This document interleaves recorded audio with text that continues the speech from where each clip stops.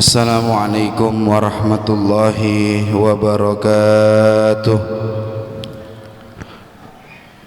Ya Rabbi bil Mustafa balligh maqasidana waghfir lana ma madha ya wasi'al karami. Ya Rabbi bil Mustafa مقاصدنا واغفر لنا ما مضى يا واسع محمد سيد الكونين والثقلين والفريقين من غرب ومن عجم. يا رب بالمصطفى بلغ صيدنا واغفر لنا ما مضى يا واسع ثم الرضا عن أبي بكر وعن عمر وعن علي وعن عثمان ذي الكرم. يا رب بالمصطفى بلغ مقاصدنا واغفر لنا ما مضى سعى الكرم وكلهم من رسول الله ملتمس غرفا من البحر أو رشفا من الديم. يا رب بالمصطفى بلغ مقاصدنا واغفر لنا ما مضى يا واسع الكرم. اللهم صل وسلم وبارك عليه وعلى آله. الفاتحة إلى حضرة النبي محمد صلى الله عليه وسلم وإلى آله وأصحابه وأزواجه وذريته وأهل بيته وأنصاره وأصهاره ثم إلى أرواح الأولياء والشهداء والصالحين والأئمة المجتهدين والعلماء العاملين وشيخنا في الدين خصوصا إلى الشيخ سالم بن سمير الحضرمي والشيخ محمد نواوي بن عمر البنتاني الجاوي وأصولهم وفرهم وذوي الحقوق عليهم أجمعين ثم إلى أرواح والدينا ومشايخنا ومعلمينا وذوي الحقوق علينا وجميع المسلمين والمسلمات والمؤمنين والمؤمنات. أدخل اللهم على الجميع في قبورهم الروح والريحان والفسحة والرضوان والبشارة والأمان بجوارك في رفيع الجنان إنك كريم منان. وإلى حضرة النبي محمد صلى الله عليه وسلم بسر الفاتحة. أعوذ بالله من الشيطان الرجيم. بسم الله الرحمن الرحيم. يا رب العالمين الرحمن الرحيم مالك يوم الدين إياك نعبد وإياك نستعين اهدنا الصراط المستقيم صراط الذين أنعمت عليهم غير المغضوب عليهم ولا الضالين. رب اغفر لنا ولوالدينا آمين. بسم الله الرحمن الرحيم. الحمد لله رب العالمين والصلاة والسلام على سيدنا محمد وعلى آله وصحبه أجمعين. أما بعد فكان الإمام المؤلف رحمه الله تعالى وأدام النفع به وببركة علومه وبكم في الدارين آمين. قال رضي الله عنه Faslun fi arkanis saumi arkanuhu thalathatu asya'ah niyatun lailan likulli yaumin fil fardi wa tarku muftirin dakiran mukhtaran ghaira jahilin ma'dhurin wa shaimun wallahu a'lam bis-shawab. Ma'asyiral muslimin wal muslimat, jamaah bapak-bapak, ibu-ibu, jamaah Masjid Jami Al-Murtada yang dimuliakan Allah Subhanahu wa taala.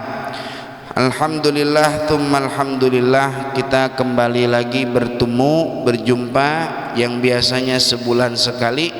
Alhamdulillah pada kali ini ketemu lagi di Ahad yang lalu, dan sekarang karena menggantikan jadwal dari Ustadz Hasanuri yang berhalangan hadir pada kesempatan pagi kali ini. Untuk itu kita melanjutkan pembahasan kita di Ahad yang lalu, materi tentang puasa, khususnya puasa yang nanti akan kita jalani.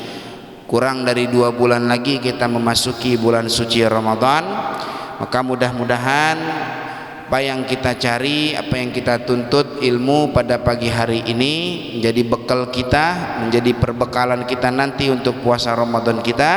Dan mudah-mudahan senantiasa Allah berikan keridhaan dan keberkahan ilmu kepada kita semuanya, amin ya rabbal alamin. Pada kesempatan Ahad yang lalu saya sudah membahas satu daripada rukun puasa, yaitu tentang niat. Meskipun ada beberapa yang terlupa oleh saya dalam menjelaskan niat puasa. Di Ahad yang lalu bahwasanya kita sudah membahas niat puasa Ramadan itu wajib ditakyin. Takyin itu apa? Takyin itu artinya menentukan. Maksudnya menentukan jenis puasa yang kita akan lakukan, yang kita akan ibadahi. Kalau puasanya puasa Ramadan, maka wajib menyebutkan kata Ramadannya minimal. Maka sebetulnya Bapak Ibu, cukup dalam puasa Ramadan itu kita niat begini nih, nawaitu sauma godin an Ramadana. Cukup tuh, begitu doang cukup tuh. Ini paling kurangnya niat dalam puasa Ramadan begini, nawaitu sauma godin an Ramadan. Cukup. Ini sudah sah puasanya. Kenapa? Sebab di situ kita sudah mentakyin niat, sudah menentukan niat puasa apa yang akan kita kerjakan, yaitu puasa Ramadan. Cuman yang biasanya kita niat di malam hari taraweh itu namanya yang paling sempurna, yang paling akmal. Biasanya begini ya, nawaitu sauma godin an adai di syahri ramadhani hadhihi sanati lillahi ta'ala. Kemarin udah saya bahas juga, boleh Ramadana, boleh juga Ramadhani. Tapi Bapak Ibu, rekomendasi dari para ulama khususnya madhab Syafi'i, bacanya itu jangan Ramadana. Kalau bisa bacanya adalah Ramadhani, bacanya Ramadhani aja, sebagaimana yang dikatakan oleh pengarang kitab Fathul Mu'in, yaitu Syekh Zainuddin Al-Malibari.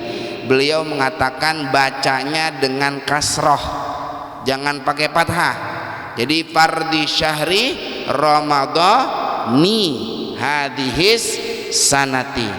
Dan ini penting Bapak Ibu, yang kemarin saya lupakan itu pembahasannya adalah niat itu mahalluha al-qalbu. Tempatnya niat itu bukannya di lisan, Bu, Pak, tapi di mana? Di hati. Sebagaimana kita kalau sholat tadi nih, sholat subuh nih, usolli fardhu subhi, di lisan ngomong tuh talafuz niat. Kalau di lisan namanya talafuz, melapazkan niat. Itu sunnah hukumnya. Yang wajib itu niat yang ada di dalam hati berbarengan dengan takbiratul ihram. Jadi pas lagi niat talafuz, usolli fardhu subhi rakaataini ma'muman lillahi ta'ala misalnya, pas takbir Allah, niat di hati, usolli fardhu subhi rakaataini ma'muman lillahi ta'ala. Ini yang wajib di dalam hati.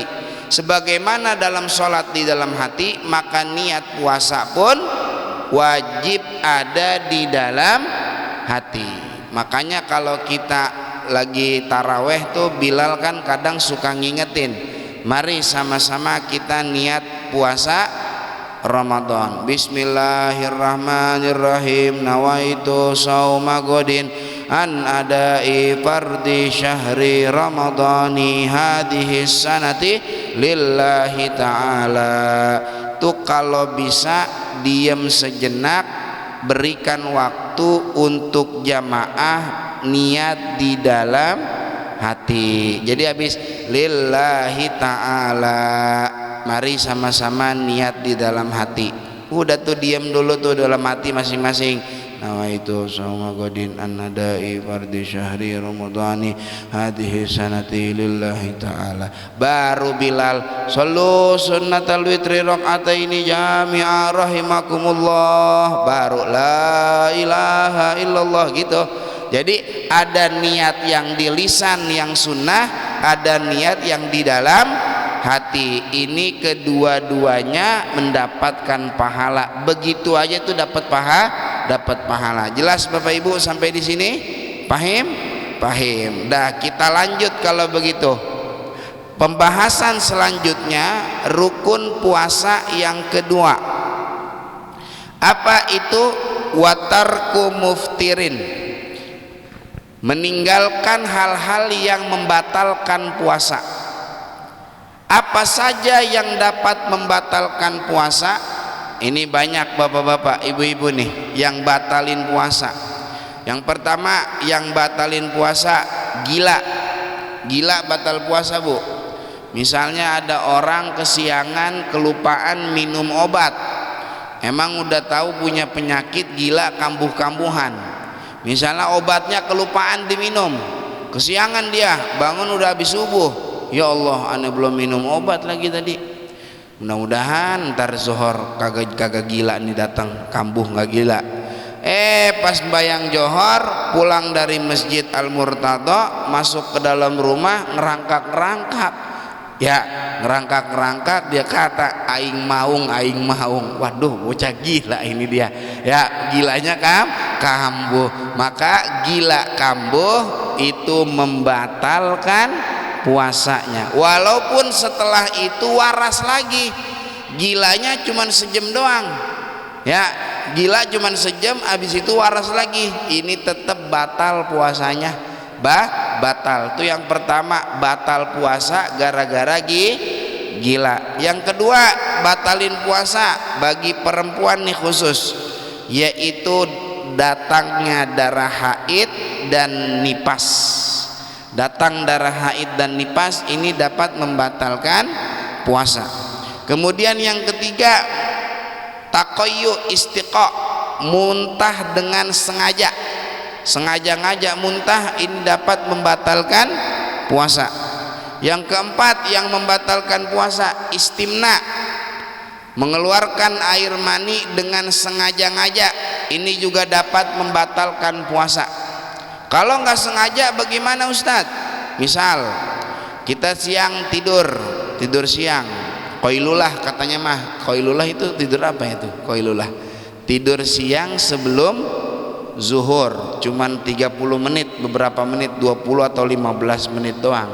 Tidur siang kita, cuman bangunnya jam setengah 3, setengah 12 tidur, bangunnya jam setengah 3. Katanya mau tidur qailulah, itu mah bukan qailulah, Bu. Ya, kalau qailulah tidur dikit. Kalau dia dikit-dikit tidur, bukan tidur dikit. Dia bangun, ya Allah, basah. Waduh, mimpi apa tadi nih? Pas diinget-inget tidur, wah bener, tadi mimpi lagi main ke Parung, wah gitu, lagi main ke Parung. Paham nih? Nih yang paham tuh Pak, yang ketawa paham berarti lagi main ke Parung. Ceritanya ya begitu dah, pokoknya naik gunung ceritanya dah. Nah pertanyaannya, batal apa enggak puasanya? Batal apa enggak? Keluar air mani nih, dia mimpi basah, batal apa kagak?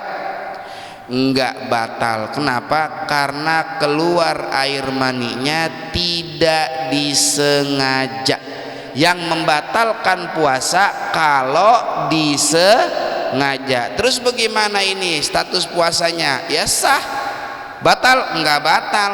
Terus mandi, kalau mau sholat mandi dulu mandi wajib atau mandi hadas besar, dia sholat zuhur lanjutkan puasanya, tidak membatalkan puasa. Itu yang keempat, keluar air mani sengaja-ngaja. Yang kelima yang batalin puasa, jima. Tahu jima? Tahu jima, Pak? Apa jima? Hah? Berhubungan badan dengan istrinya, ini batal puasa. Tapi kalau untuk jima ada tambahannya. Tambahan apa? Tambahan hukuman. Buat siapa hukumannya? Nah, ini perhatikan Bapak Ibu, penting ini. Di awal mula puasa Ramadan itu diwajibkan atas Rasulullah dan para sahabat. Itu awal mulanya Ramadan wajib, itu baik sore, pagi, siang, malam itu nggak boleh berhubungan badan. Pokoknya tuh selama sebulan Ramadan itu nggak boleh berhubungan badan. Mau malam kek nggak boleh juga. Sehingga para sahabat merasa berat, saudara. Ya, Umar bin Khattab dan yang lain sebagainya, puyeng juga nih pala nih. Sebulan kita kagak boleh ngelonin bini kita. Waduh, sebulan Pak, malam juga kagak boleh. Biar kata udah bukaan juga kagak boleh. Awal mula. Puyeng nih kita, sebulan kita kagak boleh ngelonin bini. Akhirnya turun ayat Quran, Allah Ta'ala berikan keringanan kepada umat Nabi besar Muhammad sallallahu alaihi wasallam. Allah Ta'ala berfirman, uhilla lakum lailatas siyami ar-rafathu ila nisaikum. Al-Baqarah ayat 187. Allah katakan dihalalkan bagi kalian di malam puasa ar-rafathu ila nisaikum. Dah berhubungan sama istri halal. Udah mulai saat itu sahabat mukanya pada sumringah semuanya. Yang tadinya kagak ada darahnya kemudian udah ada darahnya. Coba Pak, kalau dari dulu sampai gini hari itu ayat kagak turun, umpama sebulan kita nggak boleh ngelonin bini, kira-kira bagaimana Pak? Puyeng tuh, ada yang kata puyeng. Nah, ini namanya rukhsah, namanya keringanan bagi umat Nabi besar Muhammad sallallahu alaihi wasallam. Udah dikasih keringanan di malam hari dah kalau mau ngelonin. Kalau pengen ngelonin malam hari aja, jangan di siang hari lagi puasa. Emang apa? Nah, ini saudara, kalau seandainya ada orang berhubungan badan dengan istrinya di siang hari Ramadan, artinya siang hari itu dia dalam keadaan puasa antara subuh sampai maghrib, maka ini mendapatkan kafaratul uzma namanya. Apa namanya? Kafaratul uzma. Apa tuh kafaratul uzma? Hukuman yang harus dilakukan dari salah satu di antara tiga. Perhatikan nih. Apa nih hukumannya? Satu, yang pertama, bebasin satu budak. Budak zaman sekarang ini udah nggak ada Bapak Ibu, semua orang udah merdeka, maka nih hukuman pertama pasti gugur, nggak ada. Yang kedua, saumus syahraini mutatabi'aini, puasa 2 bulan berturut-turut, batal 1 hari ulang dari awal. Misalnya dia udah bayar 40 hari puasa nih, hari ke-41 batal, ulang lagi dari awal.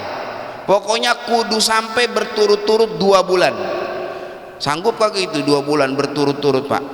Ramadan aja romannya siang-siang main ke masjid mulu ya, apalagi 2 bulan berturut-turut. Ini yang kedua, 2 bulan berturut-turut. Yang ketiga, kasih makan 60 orang miskin.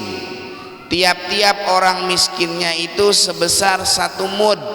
1 mud kalau kita konversikan ke liter itu kira-kira 0,7 liter kurang lebih.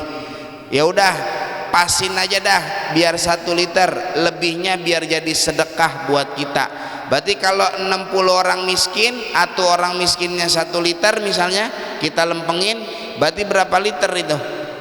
60 liter.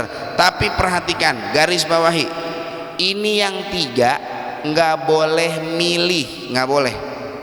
Kalau milih enak orang kaya, romannya kalau 2 bulan berturut-turut puasa berat banget gue ini, nomor 3 aja dah. Hukuman yang nomor 3 cuman ngasih makan 60 orang miskin. Ini nggak boleh milih. Masih mampu sanggup berpuasa, wajib puasa dulu, jalanin hukumannya.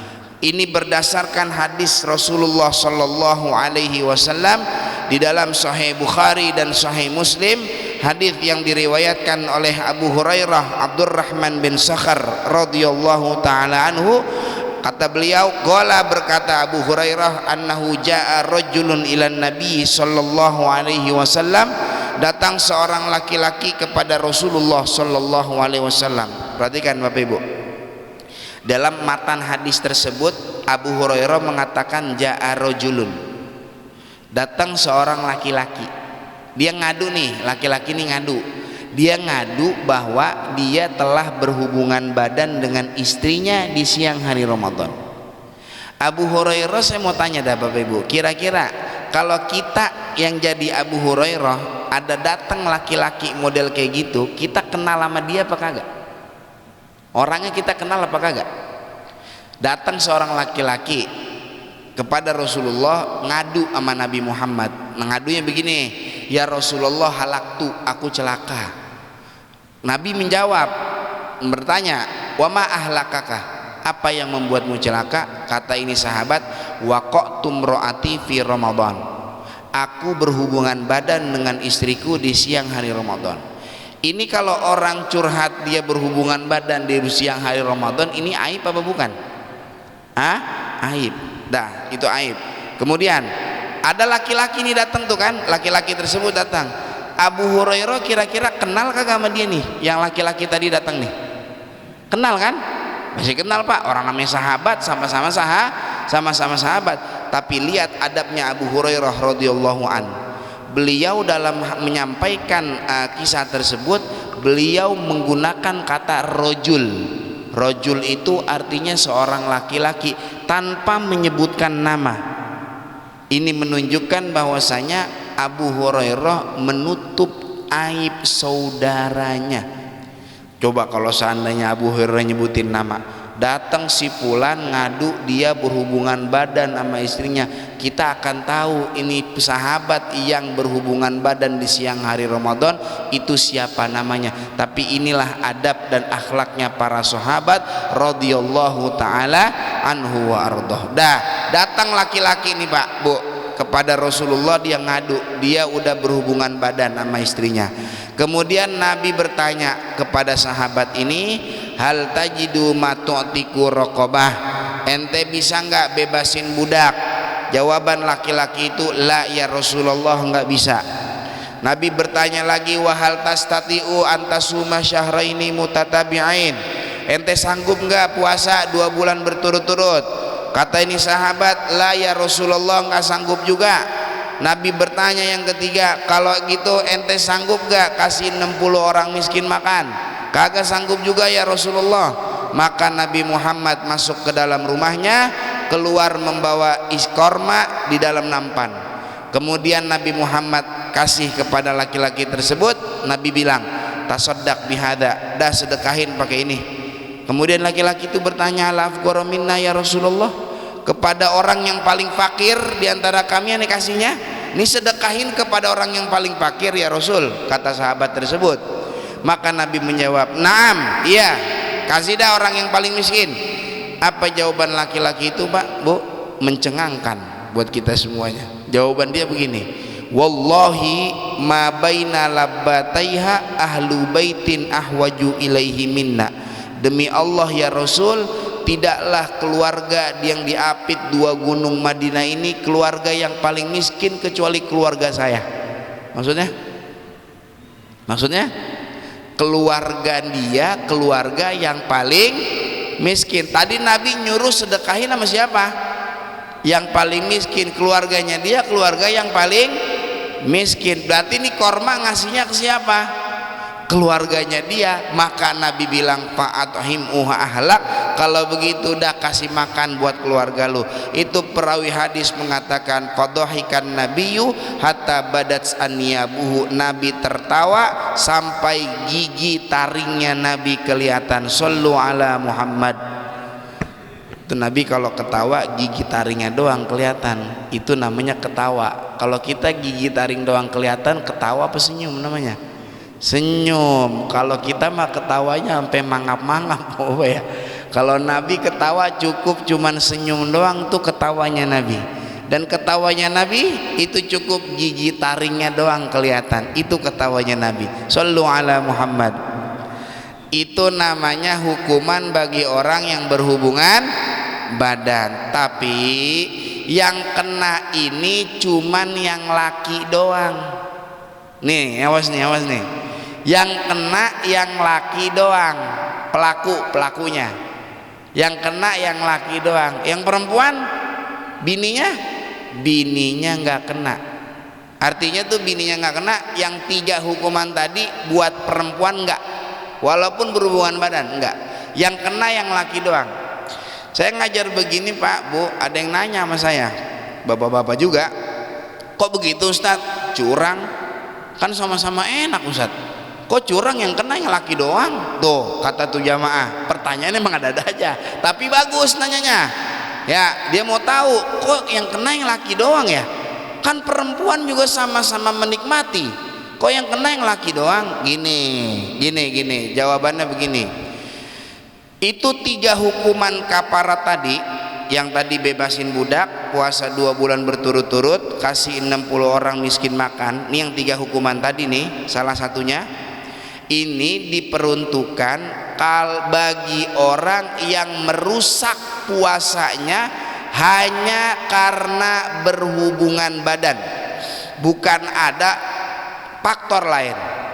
Si laki, suami, saat berhubungan badan dengan istrinya, batal puasanya suami cuman 1. Apa itu?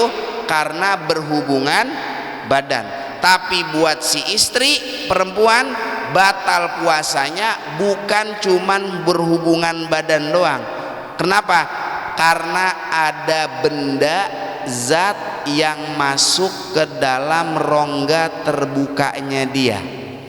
Zat yang masuk ke dalam rongga terbukanya dia.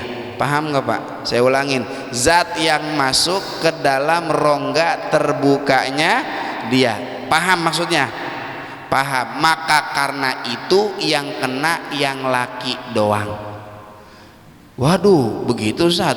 Lah kalau seandainya begini Ustaz, sebelum itu laki bini kelonan, si laki ngata begini, Neng, ini biar gua kagak kena kafarat uzma, gua minum dulu. Minum nih laki Pak. Batal kagak? Batal nggak puasanya laki? Ini kedengaran nggak sih Ustaz Jul? Ini yang bapak-bapak pada kagak jawab ini. Batal nggak Pak? Minum batal kan? Habis minum dia berhubungan badan sama istrinya, ini yang laki kagak kena. Kok nggak kena? Sebab puasanya batal bukan karena berhubungan badan, tapi karena apa? Karena minum. Cuman lempengan begini saya pelan-pelanin Pak, takut nanti disalahgunakan sama orang. Kata bapak-bapak ada yang ngata begini, namanya ilmu kan kudu diamalin Ustadz. Apakah boleh kita mengamalkan ilmu ini? Jawabannya jangan. Ini termasuk ilmu yang kagak boleh diamalin. Ini mah kita buat pengetahuan aja, buat pengetahuan. Ya jangan diamalin Bu, Pak, jangan diamalin nih. Ntar begini pulang ke rumah, Neng, gua tahu besok biar caranya kita nggak kena kafarat, caranya gua minum dulu sebelum kita berhubungan. Jangan, nggak boleh, jangan, ya, jangan. Apalagi yang beginian jangan sembarangan kita kasih tahu sama teman-teman kita, kawan-kawan kita yang dia masih dalam masa jahiliyah, ya. sini dah, lu kan gue denger kayaknya katanya lu kan berhubungan badan mulu siang hari Ramadan. Gue manim kesian banget, kesian aja gue malu nih. Gue kasih tahu biar kagak kena kafarat, caranya lu minum dulu sebelum berhubungan, jangan pakai dikasih tahu begitu ya. Jangan, paham kan nih Bapak Ibu sampai di sini nih, jelas ya. Dah, itu yang kelima yang batalin puasa, yaitu berhubungan badan. Yang keenam yang batalin puasa, masuknya ain. Ain itu kalau dalam bahasa Arab namanya lafaz mustarok. Apa lafaz mustarok? Lafaz satu lafaz yang punya beberapa makna.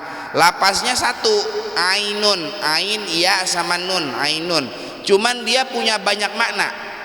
Kalau kita belajar bahasa Arab biasanya di madrasah, anak cucu kita belajar tuh, ainun itu artinya biasanya apa?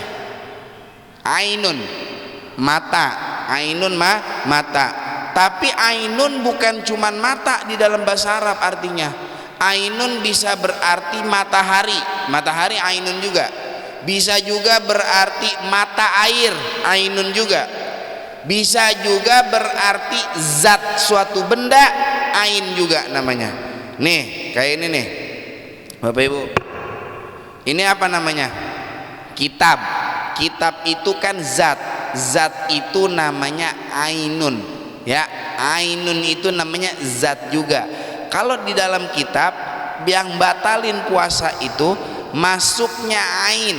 Awas kalau masuknya ain di situ jangan diartiin mata. Ntar begini lagi, masuknya mata ke dalam rongga terbuka. Nih ngapain orang masukin mata nih ke dalam rongga terbuka? Karena nggak ngerti artinya. Ain di situ bukan mata tapi zat benda. Masuknya zat benda ke dalam rongga terbuka. Nah singkat aja, saya ngaji sama Al Habib Rizik bin Syihab tentang materi puasa 3 tahun yang lalu. Beliau ngasih kesimpulan begini, karena waktu terbatas kita, ada yang mau saya bahas lagi. Beliau ngasih penjelasan sangat amat ringkas, paham tapi kita insya Allah nggak boleh 5 benda masuk ke dalam 5 lubang. Saya ulangi, 5 benda nggak boleh masuk ke 5 lubang. Mana 5 benda? Satu, yang pertama benda padat. Benda padat contohnya apa Ustadz? Ayam bakar, rendang, perkedel, tempe, tahu, itu namanya benda padat. Yang kedua benda cair, contohnya apa?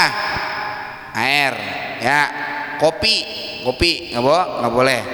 Yang ketiga jeli kan padat kagak, cair juga kagak, ini nggak boleh nih, masuk benda nih jeli nih. Yang keempat bubuk juga nggak boleh masuk, padat kagak, cair juga kagak dia. Ini yang kelima Pak Bu, dengerin nih, yang kelima asap. Apa yang kelima? Asap.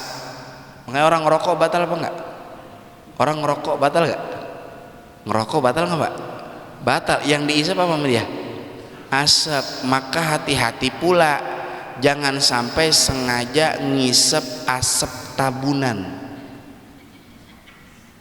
Jangan sampai sengaja ngisep asap bakaran sate. Itu ada asapnya kan? Yang putih kan? Ada orang nabun, sengaja kita masuk situ, sengaja juga kita hirup lagi. Kita udah tahu asap nih, gue hirup aja dah. Ini sama aja kayak sengaja ngerokok. Batal apa kagak itu kira-kira? Batal. Ini yang 5 nggak boleh masuk pada yang 5. Mana yang 5? 1, tenggorokan. Kalau masih di mulut nggak apa-apa. Kalau masih di mulut nggak apa-apa. Yang nggak boleh kalau udah masuk tenggorokan. Contohnya masih di mulut, nyicipin makanan. Ini buat ibu-ibu nih Bu. Biasanya ada aja pertanyaan ibu-ibu, Ustadz kalau misalnya lagi puasa nyicipin makanan boleh apa kagak? Tuh jawabannya boleh tapi makruh. Makruh, lebih baik tinggalin. Bahkan tapi dalam fikih mencicipi makanan bagi perempuan itu bisa menjadi wajib. Kalau apa? kalau kagak dicicipin khawatir masakan kagak enak, laki marah-marah. Ini laki gua nggak bisa nih kalau masak kagak enak, pasti marah-marah nih. Kalau kayak gitu wajib hukumnya nyucipin makanan. Cicipinnya di mulut aja bu, habis cicipin langsung dibuang. Jangan nyicipin 3 kali, ngelebihinnya cuma 2 lah, itu satunya lagi kemana bu? Ketelen Ustadz, yang batal kalau ketelen mah ya. Yang penting mah masih di mulut, belum masuk ke tenggorokan ya. Itu yang pertama. Ludah bagaimana Ustadz? Nelen ludah, nelen kan berarti masuk tenggorokan, batal apa kagak itu?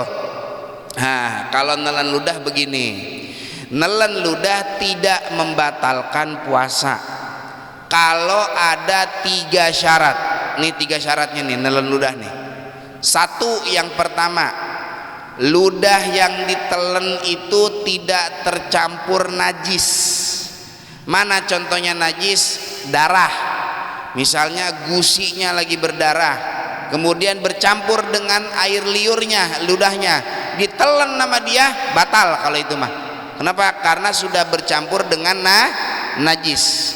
Yang kedua, ludah membatalkan puasa. Syaratnya ludah nggak batal puasa kalau ditelan tidak bercampur dengan makanan atau sisa-sisa makanan. Makanya hati-hati yang makan ayam, makan daging tuh masih ada sisa-sisa makanan nyelip di gigi, masuk waktu subuh belum gosok gigi, kemudian ludahnya bercampur dengan sisa makanan yang ada di gigi, ketelan, batal puasanya. Paham nggak nih Pak? Kalau ludah kecampur kuah rendang batal apa kagak? Kuah rendang batal apa kagak? Batal, itu mah jelas ya. Paham ya? Itu yang kedua. Yang ketiga yang batalin puasa, syaratnya yang ludah itu tidak membatalkan puasa, belum keluar dari bibir merah. Nih bibir merah nih, asal elon keluar nggak batal, masih di mulut. Maka kalau ada orang tidur lagi dengerin khotib Jumat, mana khotibnya lama banget lagi, khotib lama-lama, kalau kata guru saya menunjukkan kebodohannya dia. Bab khotib itu jangan lama-lama, kalau mau lama sunnahnya di sholat saudara, jangan lama-lama. Kalau kata orang Depok, lagi khotib lama-lama, amplopnya udah dilemin juga sama DKM, jadi mau lama mau kagak sama aja, kata orang Depok begitu. Cuman bukan itu alasannya kenapa khotib jangan lama-lama ya. Kenapa? Saudara, kita mesti kenal juga ya, jamaah kita itu nggak semuanya kayak kita yang demen dengerin ceramah. Entar ada orang yang lagi punya urusan di kantornya ya. Ini kan apalagi masjid-masjid dekat kantor-kantor, banyak karyawan ya, cepetin aja dah sholat Jumat biar mereka juga dapat waktu istirahat juga agak lebih lama ya. Gampangin, yassiru wala tu'assiru, jangan bikin persulit. Dah, tadinya memang tuh saya ngomong ya, saya lupa lagi. Lagi dengerin khotib Jumat, dia tidur. Khusyuk banget dengerin khotib Jumat, saking khusyuknya dia sampai tidur nunduk begitu tuh. Pas dia lagi tidur, mohon maaf Pak, ngiler keluar nih, iler keluar begini nih, pas mau jatuh digini namanya gitu tuh. Masuk begitu lagi ke mulutnya dia, ditelan lagi sama dia, batal kalau begini mah batal. Kenapa? Udah keluar dari bibir merah. Maka selama masih di dalam mulut tuh ludah, belum kecampur sama sisa makanan dan ama najis, masuk ke tenggorokan, itu nggak batalin puasa. Makanya dalam kitab itu ada pertanyaan begini Pak, ada orang dari jam 12 siang sampai jam 2 dia kagak ngomong sama sekali, diajakin temennya ngomong, lu nggak sih? Jam 2 dia ternyata ngumpulin ludah 2 jam. Pas jam 2 kayaknya udah banyak nih, lumayan nih, glok aja dah. Batal apa kagak puasanya dia? Batal apa kagak? Kagak batal. Karena apa? Karena masih di dalam mulut, lon dikeluarin sama dia. Itu hukumnya menelan ludah. Tuh yang pertama, lobang yang nggak boleh dimasukin lima benda tadi, tenggorokan. Yang kedua, hidung nggak boleh. Pertanyaannya, batasannya mana hidung saat? Hidung itu batasannya di tulang khaitum sini nih Bapak Ibu nih. Nih, tulang sini nih. Kalau masih di pinggir-pinggir sini ngupil-ngupil dikit, hukumnya makruh. Ya, tapi kalau udah nyampe dalam haram, nggak boleh, membatalkan puasa. Makanya waktu kemarin Covid pada di swab, masukin ke hidung tuh ya, itu kan melebihi khaitum, batal puasanya itu. Yang ketiga, kuping batasannya mana yang batalin? Tidak batal kalau masih di tempat yang kelihatan dari zohirnya. Tapi kalau udah masuk ke tempat yang nggak kelihatan, maka dapat membatalkan puasa. Ngorek kuping kalau di sini-sini doang nih, masih di pinggir-pinggiran, ini makruh aja. Tapi kalau udah sampai dalam ngorek kupingnya, batal puasanya. Itu yang ketiga. Yang keempat, kemaluan depan. Yang kelima, kemaluan belakang. 5 lobang nggak boleh dimasuki oleh 5 benda tadi. Mata masuk nggak mata? Mata masuk nggak Bu? Mata tadi mana aja lobangnya? Tenggorok, hidung, kuping, kemaluan depan, kemaluan belakang. Mata masuk nggak? Mata nggak masuk, rongga terbuka. Maka kalau kita kelilipan kemudian make obat tetes insto tuh, batal apa enggak puasa kita? Enggak batal, karena mata bukan rongga terbuka. Kok misalnya bapak-bapak kagak kuat mau ngopi mau ngerokok juga lagi bulan Ramadan, maka enggak apa-apa Pak, enggak batal puasa, tapi dari mata aja ya. Ngopi sama ngerokoknya dari mata. Aduh, ini kayak kagak sanggup gua mau ngopi nih. Ya udah ngopi silakan, cuman dari mata aja ngopi begitu tuh. Ini nggak batal puasanya. Cuman habis itu ke dokter mata dia. Ya, lagi Bapak dada aja pakai ngopi lewat mata. Aroma batal nggak puasa kalau nyium aroma? Aroma batal nggak? Kalau tadi 5 zat apa aja? Benda padat, benda cair, jeli, bubuk, sama asap. Aroma masuk nggak? Bedakan asap sama aroma Pak. Beda. Asap itu ada zatnya dia tuh, yang putih-putih tuh, itu zatnya. Ada lagi aroma. Aroma batal apa enggak? Enggak batal. Aroma kecium mama kita enggak batal. Kalau asap batal apa kagak? Batal. Sampurnamil batal enggak? Jisamsu batal enggak? Batal ya. Evo batal enggak? Batal. Aroma batal enggak? Ada rokok aroma juga soalnya nih. Ada rokok aroma, ada juga aroma batal nggak Ustaz? Aroma nggak batal. Jadi kalau mau ngerokok aroma aja di bulan Ramadan. Kenapa? Aroma tidak membatalkan puasa. Ya bukan aroma itu maksudnya, aroma bau maksudnya ya. Bau kagak membatalkan puasa. Jelas nggak Pak sampai sini Pak? Itu semuanya kudu kita tinggalin lagi puasa. Nggak boleh kita kerjain. Ya, dalam keadaan boleh memilih, artinya dalam keadaan sadar. Pertanyaannya, kalau lupa bagaimana? Tuh, lupa bagaimana? Batal apa kagak? Kalau lupa tidak membatalkan puasa, walaupun makannya banyak. Biasanya nih hari-hari pertama puasa nih, memang udah kebiasaannya di luar Ramadan gak pernah puasa. Pas masuk Ramadan hari pertama, dilihat ditutup saji banyak makanan, makan gua, dinyendok nasi. Kebetulan bininya lagi gak di rumah lagi, dinyendok nasi, makan. Habis makan pakai nyeduh air, pakai jerang air, bikin kopi, ngerokok. Dapat 3 batang, samsu lagi, rokoknya kan lama. Bininya pulang, kata bininya, astagfirullah abang kagak puasa. Ya Allah, iya ya nengnya, gue lupa hari pertama nih Ramadan. Batal apa kagak puasanya dia? Batal nggak? Kagak batal. Kenapa?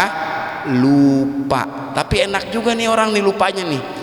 Lupanya lama juga. Pokoknya mah lupa nggak batalin puasa. Mau mindonya sampai 3 kali juga kagak batal kalau emang dia lupa. Jelas nggak Pak sampai sini Pak? Paham? Dah, titik. Dikit lagi Bapak Ibu. Ini ada satu masalah yang penting buat kita semuanya. Mudah-mudahan kita dijauhin dari yang begini-gini nih. Kata Syekh Salim bin Sumair Al-Hadrami, beliau berkata, yajibu ma'al qadha al-imsaku lis-shaumi fi sittati mawadhi'a. Wajib disertai qadha. Qadha itu artinya mengganti puasa di luar Ramadan. Wajib qadha. Wajib disertai dengan qadha. Qadha udah wajib nih pasti. Apa yang wajib? Al-imsaku lis-shaum. Nahan puasa. Imsak itu artinya nahan diri dari hal-hal yang batalin puasa pada 6 tempat. Ada 6. Satu, yang pertama, fi Ramadan la fi ghairihi ala muta'addin bi fitrih. Ini yang mau saya bahas. Di dalam bulan Ramadan, bukan pada selain Ramadan, bagi siapa? Ala muta'addin bi fitrih, atas orang yang sengaja-ngaja batal puasa. Nggak ada uzur, nggak ada alasan yang diterima agama, dia batal. Contoh misalnya begini, jam 11 siang kata dia, malas banget gue puasa, lapar banget ini, ke warung makan yang kelihatan kakinya doang. Apa maksudnya tuh? Warung makan yang kelihatan kakinya doang. Dia berangkat tuh Pak Bu, nih dengerin nih, dia pesen kopi di sono nih sebelum dia madang. Pak, pesen kopi Pak, atau Pak pesen kopi. Jadi nih kopi nih sama dia nih, diminum seruput gitu, seruput. Batal apa enggak puasanya? Batal kan? Ini sengaja dia batalin puasa, nggak ada uzur syariat, nggak ada, dia batal puasa. Kata dia begini, emang kadang udah batal, udah baik gue minum lagi, nyeruput lagi yang kedua. Ini jangan disangka seruputan yang kedua ini nggak dosa saudara. Tiap seruputan kopinya dia dosa semua. Jadi jangan dikata begini, orang batal puasa dosanya cuma satu, yaitu pas lagi pertama kali batal doang. Enggak, semua yang dilakukan yang batalin puasa dilakukan sama dia dosa semua. Kan tadi nyeruput kopi berapa kali tuh? 1, kan batal puasanya. Pikir dia batal puasa, dosanya yang ini doang nih, yang pertama doang. Kata siapa ente? Ente wajib imsak lisaum, wajib nahan puasa sampai maghrib. Waduh, udah bel lagi tuh. Udah bel nih. Terus apa enggak? Lanjut. Ini belum kelar juga masalahnya soalnya. Ya, lanjut ya, dikit lagi. Ini jangan disangka batal puasa sengaja begini dosa cuman 1 doang di awal. Enggak. Ini tiap seruputan kopi dosa semua. Orang kalau ngopi 1 cangkir mungkin enggak 1 seruputan doang. Kagak mungkin, berapa kali seruputan? Bisa 20 sama dia, berarti 20 aja dosa. Dia makan, pesen nasi mbak, lauknya sama nasinya pesen 1 butir nasi dosa. 1 sendok berapa butir? 2 sendok berapa butir? Itu jam 11 siang. Entar jam 3 ngopi lagi, nyeruput lagi, dosa lagi. Mana dari hari pertama dia begitu? Biasanya orang kan kalau udah batal sehari, besok batal lagi apa kagak? Batal lagi. Sebulan dia kagak puasa Ramadan saudara. Yang begini pakai ikut beli baju lebaran juga lagi. Pakai ikut beli baju lebaran. Pas orang kelar Idul Fitri pulang dari Masjid Al-Murtado, pada diampunin dosanya sama Allah Ta'ala. Kenapa? Kayak bayi yang baru lahir, dosanya bersih, diampunin sama Allah Ta'ala. Tapi dia yang sengaja batal puasa Ramadan, borok diampunin, panen dosa saudara. Panen dosa dari hari pertama sampai hari 30. Mana nyeruput kopi mulu asal siang. Ini yang begini dosa semua dipanen sama dia. Orang yang begini saudara, dalam agama ada 2. 1, yang pertama kemungkinan diharapkan taubatnya. Yang kedua kemungkinan susah diharapkan taubatnya. Ini kalau udah jadi yang nomor 2 udah bahaya udah. Kalau pertama ya masih mungkin dia diharapkan taubat. Ini siapa? Orang yang sengaja batal puasa tapi masih ngumpet-ngumpet. Masih apa? Ngumpet-ngumpet. Walaupun dia dosa tapi dia masih punya malu.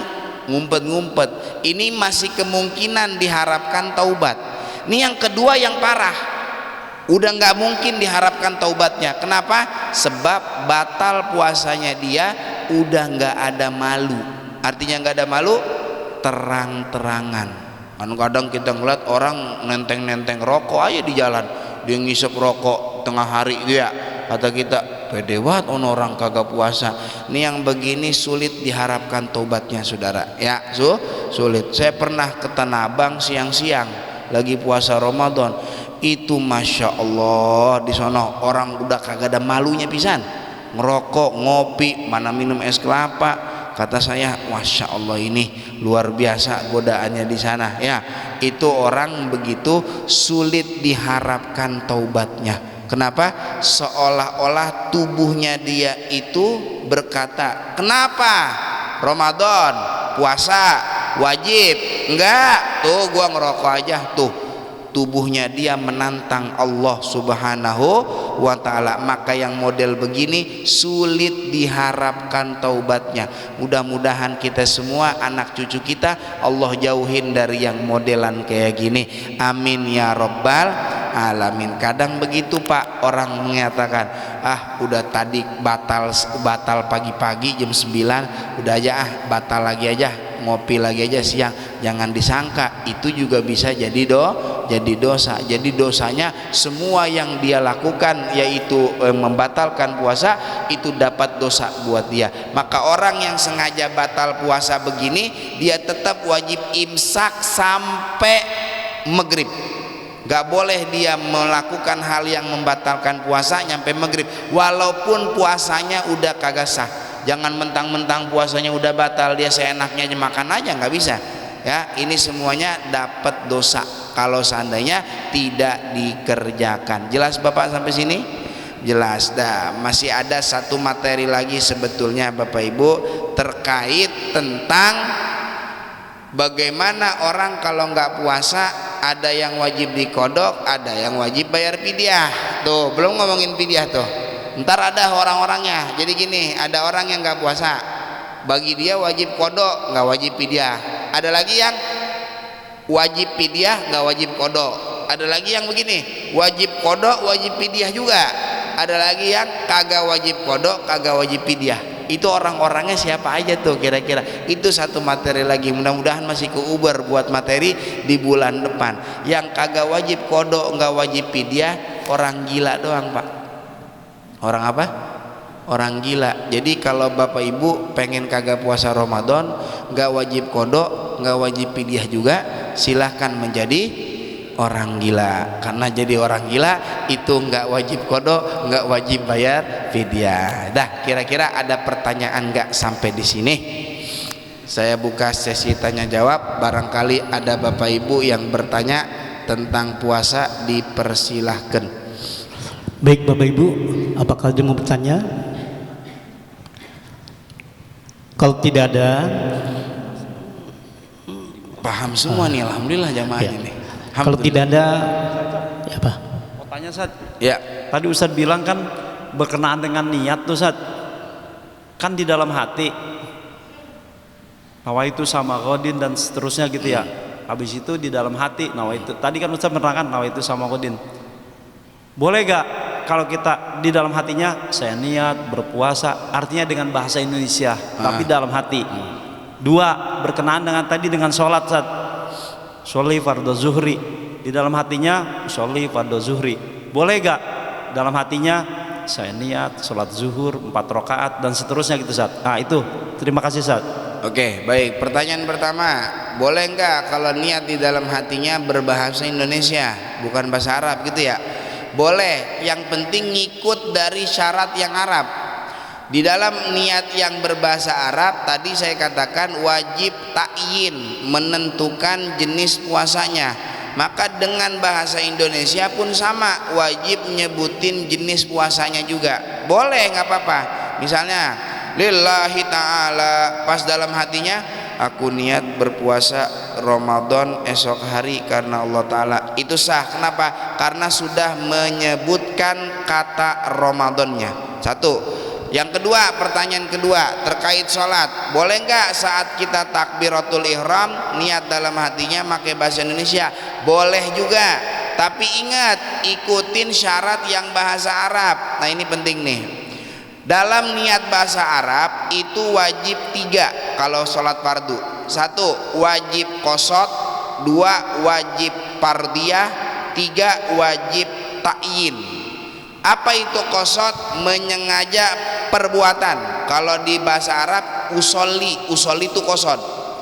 Apa itu fardiyah? Menyebutkan kata fardonya. Fardu, menyebutkan fardu itu fardiyah. Apa itu ta'yin? Menentukan jenis sholatnya.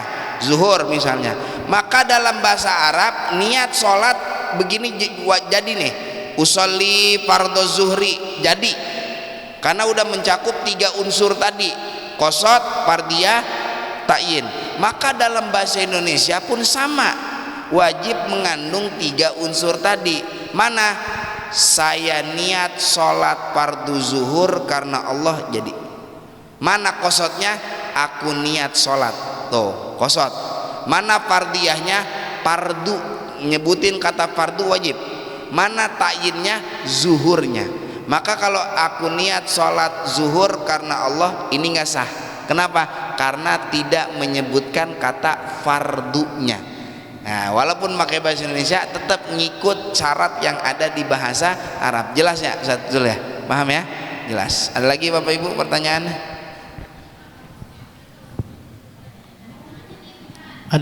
Ada tuh kayaknya tuh ibu-ibu tuh malu-malu tapi dia. Oh, nanya yang tadi Sat, yang orang perempuan itu Sat. Udah ayo. Assalamualaikum warahmatullahi wabarakatuh. Waalaikumsalam warahmatullahi wabarakatuh. Pak Ustadz, saya kan warung di bulan puasa. Kalau itu saya kan gorengan jam 2 tuh. Kadang-kadang bapak-bapak yang nggak puasa tuh minta kopi, boleh apa kagak saya layanin? Terima kasih. Assalamualaikum warahmatullahi wabarakatuh. Waalaikumsalam warahmatullahi wabarakatuh. Ya, intinya pertanyaannya adalah bagaimana hukumnya dagang makanan di bulan Ramadan gitu ya, boleh atau tidak? Dagang makanan di bulan Ramadan boleh-boleh aja dengan syarat 1. Yang pertama, dagangnya itu mentah aja, kayak misalnya sayuran ya begitu ya, boleh nggak kita jualan sayuran? Boleh, mentah aja, jangan langsung dimasak. Boleh nggak kita dagang gorengan? Boleh, mentah aja gorengannya, jangan langsung dimasak. Ustadz, namanya gorengan begitu masa ya kita jualnya jual mentah? Kayak kita jual matang lah. Kalau jual matang Bapak Ibu boleh, cuman dengan syarat di waktu yang kiranya orang tersebut beli nggak langsung dimakan. Kalau mau amannya waktunya waktu setelah asar. Kita jam 4 sore kita dagang gorengan, itu ada orang ngebeli, kira-kira nih orang ngebeli nih buat makan di situ hari itu saat itu juga apa buat ntar bukaan? Kalau jam 4 sore mah kayaknya mah buat bukaan. Tapi kalau kita dagang jam 9 pagi, dia beli kira-kira buat bukaan apa buat dimakan ntar johor? Nah ini mah johor kayaknya. Kalau yang begini nggak boleh Bapak Ibu. Atau langsung depan kita dimakan sama dia, ini juga haram juga, nggak boleh juga kita dagang sama dia. Adapun kalau kita udah dagang misalnya, kemudian dia beli udah bener banget jam 5 sore kita dagang udah bener, dia beli kemudian dia bawa dia langsung makan misalnya, itu urusannya dia. Yang penting kita dagang udah memenuhi persyaratan yang disyaratkan oleh agama. Jadi seperti itu Ibu ya. Sebab begini, kalau seandainya nggak ngikut apa yang diajarkan oleh agama, itu dosanya kita di copy paste. Kalau bahasa HP copy paste. Jadi yang batal puasanya dia, tapi dosanya ke copy paste sama kita, pastenya di kita. Jadi kita juga nolongin dia. Allah berfirman, wa ta'awanu 'alal birri wat taqwa wa la ta'awanu 'alal itsmi wal udwan. Jangan tolong menolong dalam keburukan, dalam dosa jangan tolong menolong. Seperti itu Ibu ya. Jelas ya Ibu ya? Kira-kira paham ya? Bapak Ibu yang dimuliakan Allah Subhanahu wa taala, sebelum saya tutup, saya ingat satu Bu. Saya mau kasih pesan ini. Apa? Besok kan pada taraweh tuh ya, buat sholat sunnah ya, taraweh ya. Ini bagi orang yang punya utang sholat fardu, tolong dilunasi dulu. Sebab sholat taraweh hukumnya sunnah, sholat fardu hukumnya wajib 5 waktu. Masa yang sunnah dikerjain yang fardunya kagak? Maka kata Imam Ibn Hajar Al-Haytami, orang yang masih punya utang sholat fardu belum dibayar, tapi dia udah ngerjain sholat sunnah yang dikerjakan hukumnya haram dan berdosa buat dia. Maka lebih baiknya kodoin sholatnya sembari kita sholat sunnah, itu nggak apa-apa ya. Untuk lebih jelasnya mungkin nanti bisa satu pertemuan di di pertemuan bulan yang akan datang, mudah-mudahan masih ada sebelum penutupan pengajian.